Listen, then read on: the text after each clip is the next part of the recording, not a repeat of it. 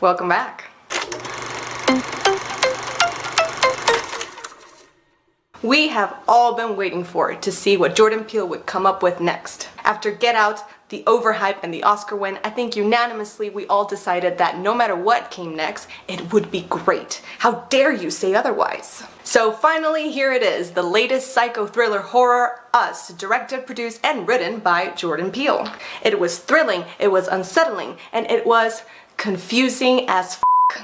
It raised so many questions, and not in the fun, let's debate this kind of way, but more in the why doesn't this make any sense type of way. I'm not even kidding. As we were leaving the theater, half of the audience was still sitting down, confused, asking themselves questions, and coming up with no answers. Because I think somewhere along the way, he messed up. So I have questions, you have questions, way too many questions that Jordan Peele is not answering because it's art, or it's mysterious, or you wouldn't even get it. It should go without saying that if you're watching this video and you have not watched this movie, don't watch it. This is full-on spoiler. I will discuss absolutely everything. So go away. But before we ask all the questions, we need to talk about what Us is about.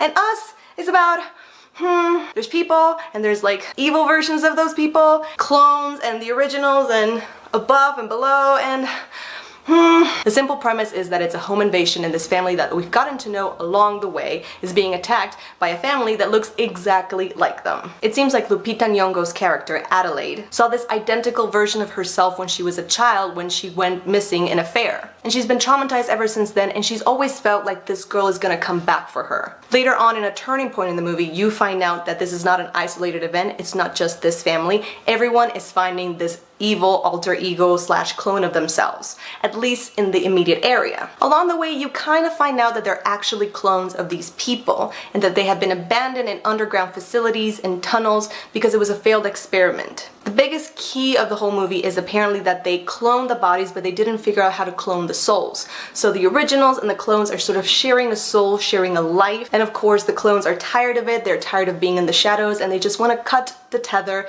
and I guess become the originals in some way. Later on, close to the climax of the movie, you see the difference between the people above and the actions and the things that they're doing, and how the clones kind of imitate a similar body movement to what they're doing, so they don't have their own lives. They're kind of attached to this person. They talk about it like puppet masters and the puppets. So that's kind of the premise. I hope you kind of got it. If you saw the movie, you got it. Or did we? So now that we've talked about this movie, what it's about, you've seen it, I've seen it, we have some questions. Number one, how do they become untethered? How do we break that link that makes them come up to the surface and act on their own free will and not imitate the movements of the people above? As I said, in the final act, they kind of do show you that they don't really have a choice. They just have to do like these weird movements as the people above are doing.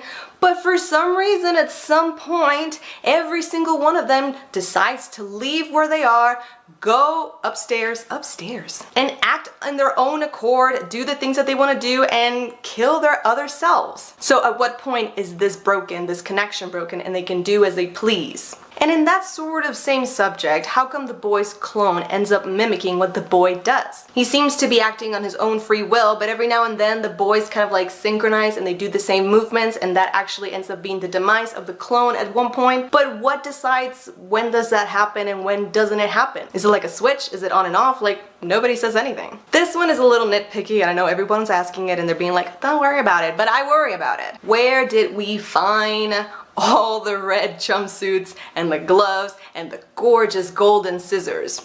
It is said at some point that this was planned through many years, which makes sense. So where did you end up finding customized red jumpsuits and gloves and scissors for what is later implied pretty much all of America? Also, do they even mean anything? Like, maybe this totally like slipped by me, but does it mean anything? Number four, how have they survived all these years? When Adelaide's clone Red speaks for the very first time, she does this like once upon a time tale about the shadows and the people above, and she does explain how they move through different stages of life, so do the shadows, but in a really like creepy, obscure, not as pleasant kind of way. So she talks about when they eat, they end up eating raw rabbit food, which is really like live bunnies. And in the beginning of the movie, when they show the titles, they kind of zoom out this like endless cage of rabbits, which you eventually guess has some meaning. But really, if this was abandoned facilities, Do they just have endless amounts of live rabbits? Are they eating rabbits breakfast, lunch, and dinner like all of the people, possibly all of the people in America? Wouldn't have they run out at some point? Did they figure out how to reproduce them? Like,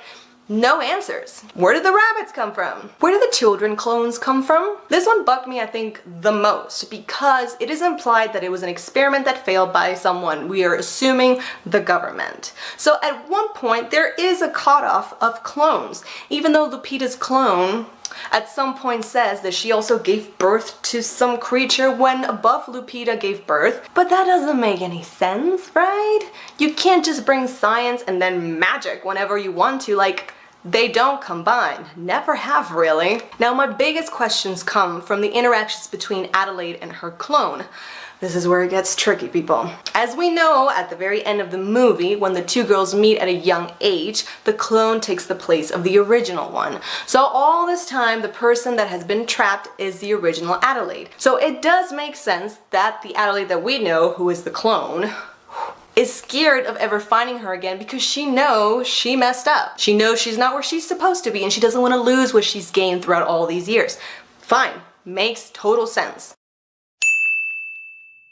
Also, if the originals do the actions and the shadows just do the weird mimic imitation part, at the point where they meet and she leaves her down there, how come the clone can now be the one taking the actions and she is imitating, maybe? We don't know. If she's chained up, wouldn't the other girl act like she's chained up? Or is this a matter of location? If you are above, you can do whatever you want?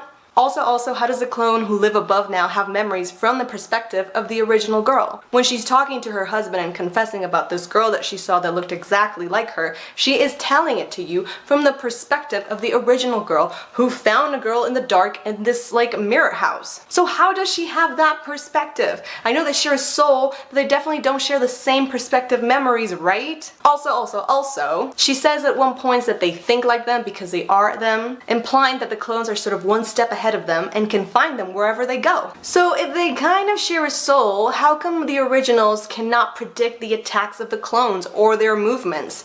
It's supposed to be this thing where we're linked and we're sort of the same, but then when the clones attack, they're all like, oh, I don't know what's happening, I don't know what's going on. Suddenly we're two completely different individuals and acting completely different. In the final scene where the clone and the original are fighting, we are led to believe that the clone is swiftly dodging all the moves of the original because it thinks like it, so it can predict its movements. But we later find out that the clone is actually the original, so how the original, who we believe is the clone, can dodge the moves of the original, which is actually really the clone. Did I confuse you? Good. I'm confused. Jordan Peele has confused the out of me. Also, why is there never a mention in any point that these two girls know exactly what's going on? There is no hint. Obviously, the original Adelaide has come back for vengeance, but the clone keeps acting like she has no idea who she is. The original Adelaide doesn't say anything about, like, hey, you know what you did. And I could understand if the clone Adelaide is trying to pretend she has no idea in front of her family, but there are plenty of moments where no one is around and it's just the two of them, and there's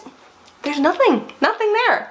And that pisses me off. Because at some point, some hint would have said that there was some wrongdoing. You know what I mean? And I hate that Jordan Peele purposefully hid this from us for the sake of the magical twist. And I don't think it's fair that you mislead your audience. Not that you left subtle clues, but you actually misled them to be like, hey, this is what really happened. You don't know because I've given you no information about it, even though there should have been. Because the fun thing of a twist is that you go back and see, wow, I didn't see this, I didn't know this. But that's not what happens here. What happens here is he forces an ending, a piece of the puzzle at the very end, and it just kind of shifts everything along the way, so nothing really fits. So when you look back, you don't see the things you missed. You see that the narrative is sort of disjointed for the sake of this thing, and it just leaves you feeling disappointed.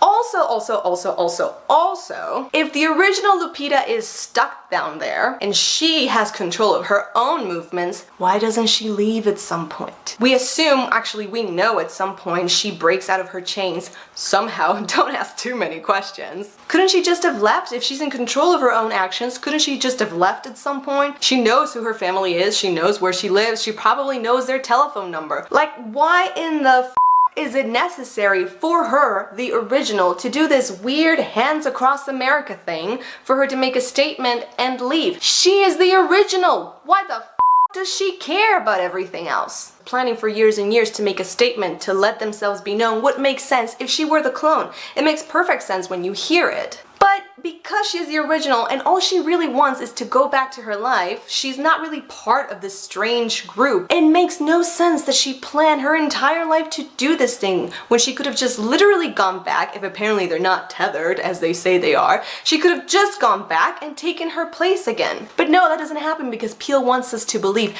desperately that she is a clone, and so her actions make sense until the very end where they don't make sense.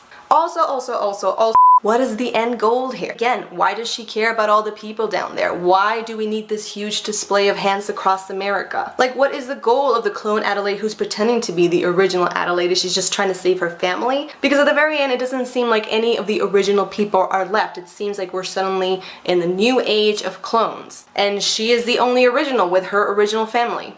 Except she's not. She's a clone. So, I don't even know. Look, don't get me wrong. This movie is quite an experience. It's fresh, it's unique, it's unsettling, it's something we haven't seen before. But sometimes filmmakers are guilty of just favoring a twist or a shocking factor that will inevitably hurt the movie. Because it feels so like forcibly wedged in that it ends up hurting the narrative you have been a part of for the past 2 hours. And it doesn't feel like a wonderful reveal, it feels a little bit like you were cheated. And it makes you look back in the story and see giant cracks in the narrative. Cracks. Regardless, it is a movie definitely worth watching, and if you have heard all these questions and think, who cares, then by all means enjoy it and go watch it again. Or if you have any questions that I haven't mentioned, please leave it in the comment section down below, because we have a lot to talk about. And if you're gonna be like, actually, this person's intellect is clearly subpar, she clearly didn't get the subtleties of the movies, and Peele's masterpiece on social construct and integration and government control, did she even see the movie? If you're gonna be like that, then just, If you like this video, don't forget to give it a thumbs up. It is always appreciated. Or you can find me and tell me all of your questions and confusions about this movie if you look for me in Twitter, Facebook, and Instagram if you look for a Cineclub channel. Thank you so much for watching, and I will see you on my next rant. Bye!